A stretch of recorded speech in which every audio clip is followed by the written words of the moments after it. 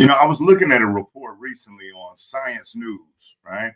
And on Science News, when I checked this out, I said, I have to do a video on this because this is something that I've seen happening at dealerships all around the country because AI is that shiny new thing. And, does it have benefits to it? It can when used the right way. But what's happening right now, it is in such an infantile stage. And yet everybody proclaims that they're an AI pro because they believe that if you just ask the AI question, it's going to kick out the right thing to say and the right thing to do. And that's all I have to do now. And what's happening is sales at dealerships are plummeting. Margins are getting smaller. And I've even got reports about stores who have been utilizing AI in response to customers visiting the store or responding to emails. And it is horrible. And here's why. Think about how many years, especially in our industry, it has been preached and stressed how important it is to make a personal connection with your customer, to make a personal connection with that guest. Matter of fact, for years, we've developed the processes to make it more personal, from changing the words that we say, from contracts to agreements, from finance, from F&I to business manager, to go from wearing shirts and ties and suits every day to wearing polos to help the customer feel more comfortable as opposed to thinking they're going to deal with a stockbroker or a banker or a mortician. So we've taken the steps to make it more personal. And then what happens? We take the most impersonal thing, which is a piece of software, and now we leverage that to enhance our personal connections. I've seen sales teams at dealerships that somebody in leadership decided, let's get AI to kick us out of sales script and let's give this to our people with no trial, no data to back it up, anything. Just because ChatGPT kicks it out, it must be the right thing to say. In reality, ChatGPT will only kick out the information based on commands that are submitted to it.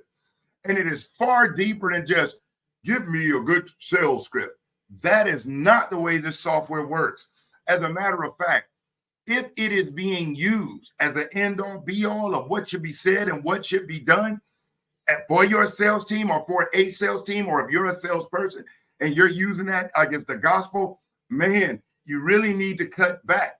The one benefit that GPT or AI can give you in that aspect is, let's just say, if you are looking for an idea for an email you want to send out, or an idea for an article or a post you want to make, you might ask it, what are 3 good posts relevant to Toyotas, Fords, or Chevys that would help consumers?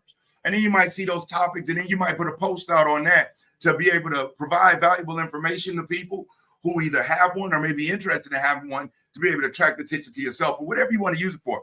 Maybe just as an idea generator, and then you build off of that. Same thing when it comes to processes. It is not there to give you the A through Z steps on how to do the process effectively. It'll give you out what's been fed into it that the processes are or should be or could be. But you have no idea where those came from. You got people all over the world that is leveraging this technology, that is inputting data into it, whether it be right and validated or not. And so it only kicks out what it's been fed.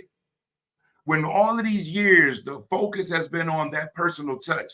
And as a matter of fact, what this article here stresses, and I'm going to show it on full screen, the article here states that as AI, and I'm looking right here beneath the picture, beneath where it says Nokia, as AI becomes increasingly realistic, our trust in those with whom we communicate may be compromised. Researchers at the University of Gothenburg have examined how advanced AI systems impact our trust in the individuals that we are interacting with. So now let's think about it like this. Remember when email first started? Man, people would open every email they got back in the 90s because spamming wasn't a thing yet, and you trusted the email. Think about the internet. And certain people would leverage this. They might have a website that's about something that really is about one thing, but the internet was in such an infantile stage in it that you could just load all types of keywords in the back of a site that aren't even relevant and just attract people to it. Or you could send somebody an email message and they would open it with no fear of it being spam or having viruses or whatnot. We were all trusting until we weren't anymore. The same thing is happening now. All of these videos on the internet and all of these promoters that, hey, we're using AI, hey, we're doing this AI. The same consumers that are coming into your store, they're looking at it too. So now every email, they're scrutinizing it. Every post, they're scrutinizing it. And I'm not sure how many of you may have paid attention, but if you really pay attention, man, you can start being able to see who's leveraging AI or ChatGPT and who's actually putting some human interaction to it. One tell sign is this, and if you're doing this, you need to stop. You put something in ChatGPT, it'll give you back some writing or something. It puts these little emoji images in the end of the paragraph or at the end of the subject header or whatever. And people just copy paste it and throw it up. In real life, half of those emojis that you see on there, you'd have to dig, and people don't even use in real life. But ChatGPT says, add this in, it must be popular. Not knowing that adding those extra little emojis can create such a mistrust or a distrust in your consumer that you lose them. Start paying attention and look at people's posts, because it's caused me to do it. So now, if our whole focus has been to make it more personal for our customers, now we've thrown another monkey wrench in there, and we're letting the world know that, hey, we're using this non-personal component to communicate and help you buy. They're saying, whoa. So now there's more mistrust. And here's another downside of it. And let me see if I can get to this. I'll share this with you. Okay. Now, the way that, and this article, let me make sure I got this right. Michael Chang from TechTie. Okay. And if you look up TechTie, they're a very reputable organization that gives the ins and outs on where technology is going.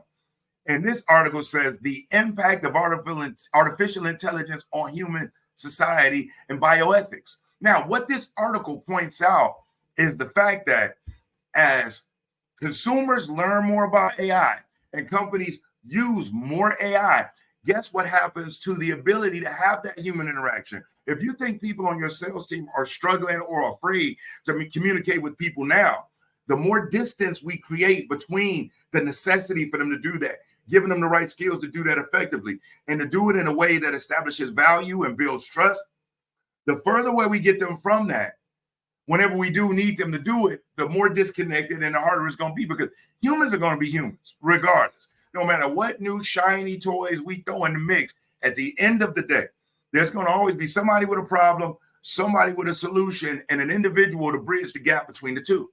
And how articulate we are, how skilled we are at being able to identify a need or the amplitude of the need and provide a solution for it is determined by our ability to communicate. When I say communicate, it's not just talking, it's listening and speaking.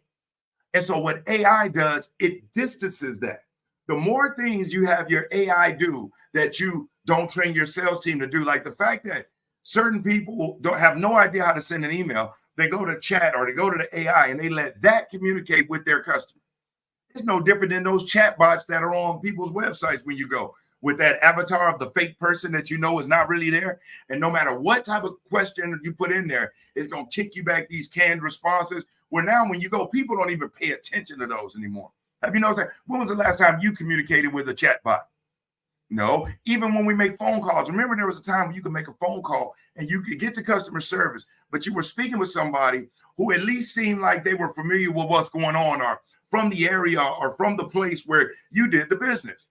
Now, when you call, you're speaking to somebody in a whole other country about an issue you've got in your backyard, and that creates distrust, mistrust, and customers dislike it. And so now, in an industry like the automotive industry, where trust is already hanging on by a very short thread, we throw another monkey wrench in there to create more disconnect, to create less communication, to make it that much harder to establish that personal connection. And that's why at a lot of stores, you see so many one and dones. Yeah, they got the one customer sale, but they're never coming back here again. They're going to the next store, buying one and done. Why? Because there is no connection. There is no loyalty. There is no human interaction. The person they bought it from, they bought it either because they were sick and tired of running around, or y'all had it cheaper than everybody else. But what happened to the ability for somebody to feel where that law of reciprocity is used, and your customer does business with you, yes, because you got what they need, Yes, because it's within a budget range that they can afford, but more than any of that, because you earned that business and you made them feel such a way that they want other people to feel that way. So they tell other people and they tell other people. Because one thing I'm noticing from store to store I'm at, the 25 and up, I say the 20 and up producers are not lot lizards. Those are some of the best communicators in the store. And guess what? They get the most repeat business, has the highest closing percentages, and make the most money. Why? Because of their ability to communicate. If they leverage the technology, it's just to get an idea and add their human interaction to it. And then you have others who rely solely on that impersonal piece of software to give them the ability to be more personal. And it's nuts. As a matter of fact, here's one prediction I'm gonna make. In the next couple of years, the hunger will be so strong for live human interaction, whether that's coaching, whether that's the salesperson. Think about the Carvana effect. When Carvana first came out, everybody thought that that was the end of all dealerships. That was it. It was the greatest thing. It's the internet. People don't have to touch it. We tried that. Now, after that bad taste in people's mouth, is not that they no longer want to order online. Is that now, if they're going to order online, they want some human interaction, someplace they can go, somebody they can speak with, somebody they can communicate with if there's a problem. Not if everything goes right, but if there's a problem. And we all know that people's tendency is to think negatively before positively for most people. So, of course, their decision of buying is going to be, what if I have a problem? Man, I'm unable to reach out to them. But at least with these folks, I'll order it through them on their site, but I can go touch them, talk to them, and see them if I need to. And that's what it's about. So the technology, I'm all about technology. You know, I'm somebody that is on the internet. I train at these stores live and in person, which yields tremendous results, because when I find businesses that are putting their salespeople in front of a computer to learn how to be more personal with customers, how is that computer helping them? All they're doing is looking and listening. There's no interaction. There's no role play with that system. There's nobody to be there and hear them say something and say, ooh, now you said the right thing, but your face didn't match. Or, ooh, you said the right thing, but your tonality when you do that needs to be increased or decreased. I know I say, oh, man, look at how you're sitting when you're speaking to them. You want to be postured this way to see more. There's none of that, because it's only a one-way street. And then they wonder why they're spending $100,000, $50,000 on these online modules. And yet, not only do sales not seem to be increasing, they're decreasing. Not only do margins seem to be decreasing, they're plummeting. Why? Because the one thing that we know that will always be there will be that people buy from those businesses and people that they like and they trust. And so we're all in the same space, same society. And so everybody's seeing all of this AI stuff. So what is it that your store or that you're doing to help your team stand out? What are you doing to help that human interaction? What are you doing to make their skill set, their ability to communicate? And remember, when I say communicate, that is listening and speaking. Because when I was new to sales, I thought selling was about having the gift of gab. And it's really not. It's about having the gift of listening. Remember, good salespeople practice what to say. The great ones practice what to ask. And these studies, whether it be from Science News or from other organizations, and do your own research. I mean, even recently, the president just signed into effect the an executive order for AI. Why? Because they see the issues, the potential dangers. And so now they're trying to put reins on it right now, because people have no idea where this is going. And it's in its infant stages. And here's another kicker. And think about it like this. And if you are in upper management of the dealership, you know what I'm about to say is factual. There are sales teams that don't even know how to use their CMS or CRM, what people want to call it, or their CMS, customer management system. They don't even know how to use their e-leads and all that stuff the full, efficient, and effective way. And now you're going to throw AI in, which is in infant stages. People have no idea. You got all of these commands and prompts that you need to even make this thing work. And you take something and you give it to the average person, and now everybody's an AI pro. And you got folks selling these services to dealerships. They're paying money for somebody to do something that an AI bot is doing with no data to back it up. You have no idea if it's hurting your customer trust how your customers are looking at it. Can they tell it's fake? All of these things matter. All of these things matter. And there's still a lot of dealerships who believe in the traditional on-site, one-on-one type of training for their team, even their one-on-one type coaching for their staff. When it comes to doing certain marketing things, yes, they have people that might leverage the AI or the chat GPT for the idea, but that human interaction, that human emotion, that personal touch in it, that can help that reader connect. These things matter. And the businesses and the teams, the sales teams that still keep that as the premise, as their foundation, will blow the doors off of everybody else. You just watch.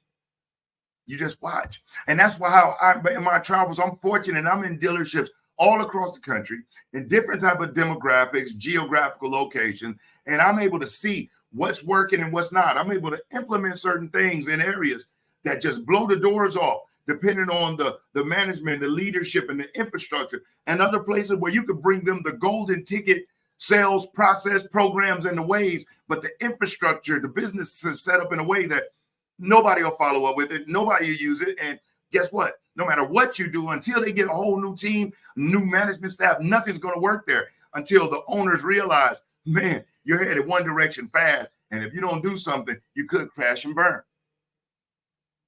Research the stores that are at the top in your city. Ask them, what type of training are they doing for their team? Are they sitting them in front of computer modules, or do they have that live person, somebody like myself, coming in there?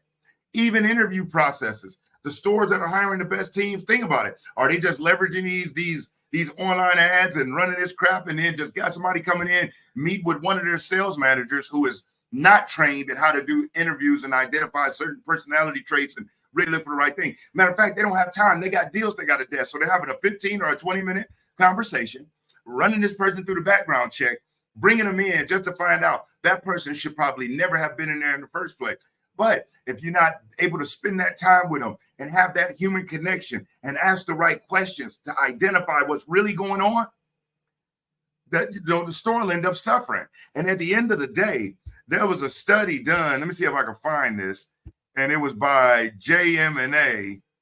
And I believe this is it. Let me see if this is it. And it talks about the cost of what it is to hire a salesperson at the dealership.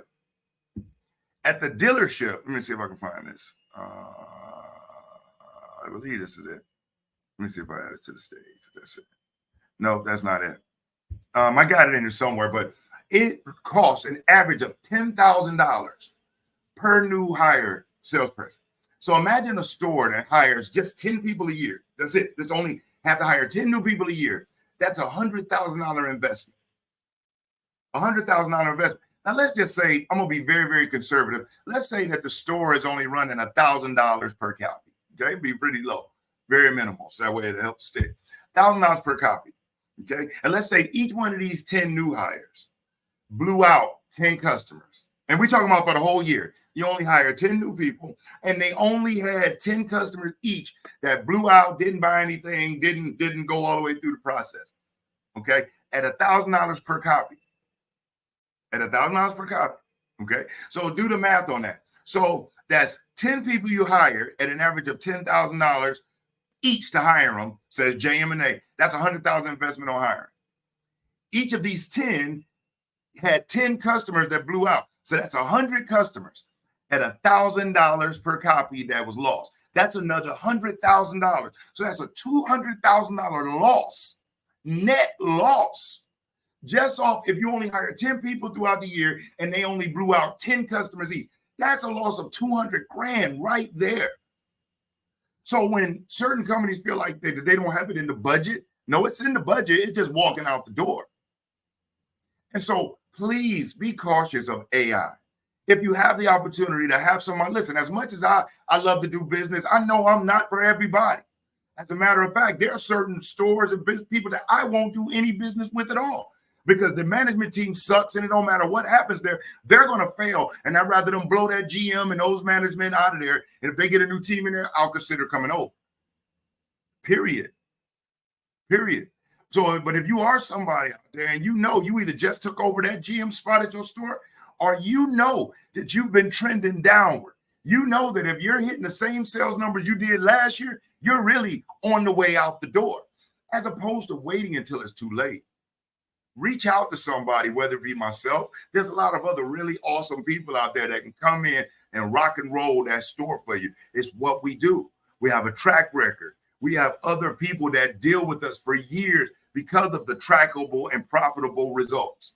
And you can have the same thing. But if we keep looking at this piece of software that's going to help your team be more personal and more personable, that just doesn't make sense. How can something impersonal make somebody else more personal? And it's just another shiny new thing. And you know how the automotive industry is, man. We jump on the shiny new thing. Nobody fully understands it. Next thing you know, it's just there. A lot of money, a lot of wasted time, a lot of blown out customers, all for what?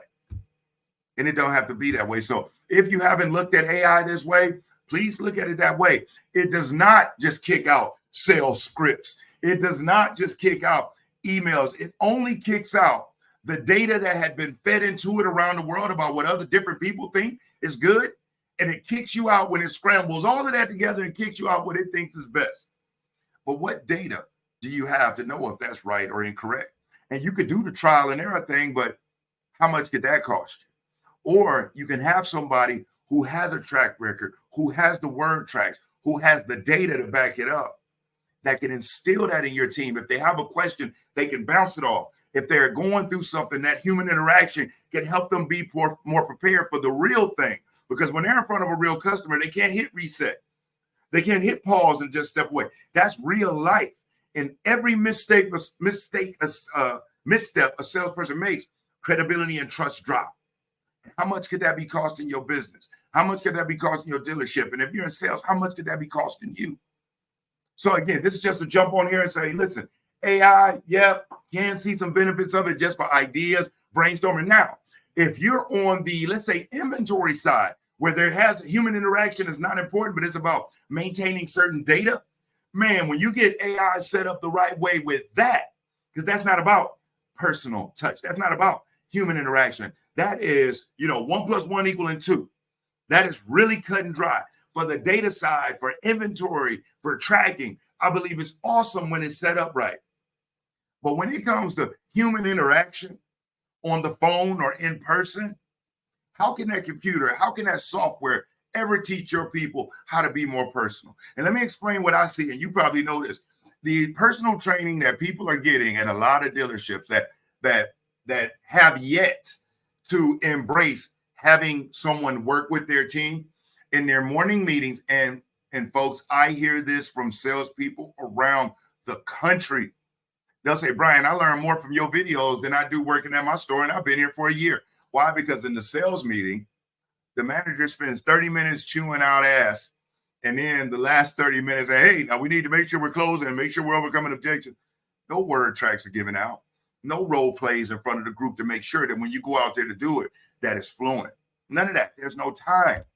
There's no time. Everybody got to get back out there to the floor. And so we just rush. Hey, get in front of people, get in front of people, get in front of people. No matter how much it's costing, when we just pull that back a little bit, hey, certain people might need to go get in front of some people, because there's parts of the day we know that the store is not busy. Why aren't they getting some training done? Why aren't they role playing? Why aren't they in an environment going through as real of life situation as possible, so that when they do get a real opportunity on the line, they're not testing out their new stuff there. There's a reason why athletes practice. So when it's in the game, it's second nature. That's the reason. And I get it. It's a lot of fear out there. How do you know who to trust? How do you know who you can invest in that you're going to really get a return on that? How do you know that it works? And that's why you're doing your due diligence. And one easy thing you can do is when you look at people's social media page, whether it's LinkedIn, Facebook, whether it's YouTube, look and see, do you see them in any dealerships doing any training, not walking through, just taking a picture? Are they actually training people? Do you see them in the store? Do you listen to their content? How consistent is it? How long have they been around? Do other dealerships that they work with, that they say they work with, vouch for this person, validate this person? If not, then you got your answer. But when you see somebody and you listen to what they say and you know what they're saying is on point, you can feel the energy that they're conveying through their information. So you know if it translates to you, it'll easily translate and disseminate to the team. You can see online that they do work with other dealerships and businesses, providing and presenting and training people and giving them this information to help them perform better. You see it, then you have your answer there too. The next thing would just be about making sure that your budget fits what you're expecting. See, a lot of stores want to spend minimal price for maximum profits. And if that was the way of the world, because we all want that, but you typically get what you pay for, because the person or that does provide the information and the training, they know their worth too. They know that their time is valuable too. So they're not going to put themselves anywhere. They're not going to walk over dollars to pick up dimes. Why? Because they know the value they bring. And anybody that is willing to walk over dollars to pick up dimes and spend their time somewhere for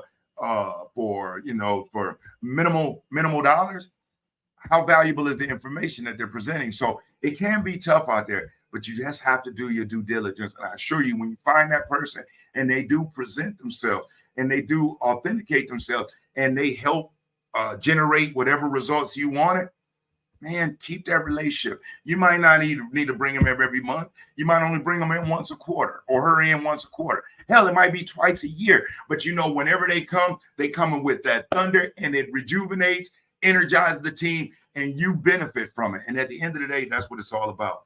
AI is cool, and it can be beneficial for certain data purposes, inventory purposes. But as far as human interaction, an impersonal machine will never be able to show a human how to interact with another human better than another human. And whether you agree, tell me about it. If you disagree, tell me about it. Remember to like, share this video, comment on this video. I appreciate you for taking time out to watch. Again, I'm Brian Maxwell, and I look forward to seeing you at the dealership. Over and out.